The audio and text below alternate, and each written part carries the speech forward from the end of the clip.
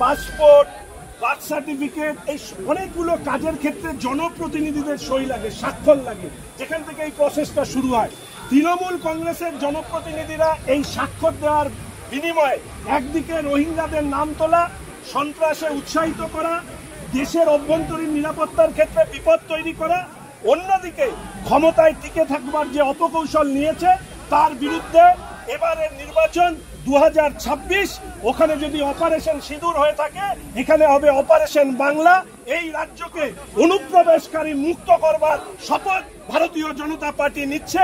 আমরা পরিষদীয় দল যেটা ভেতরে করছি, আমরা বাইরেও অনুপ্রবেশের বিরুদ্ধে একই ধরনের আওয়াজ তুলব। অধ্যত্বের প্রকাশ, পকেটে ভারতীয় পাসপোর্ট, মনে পাকিস্তান প্রেম।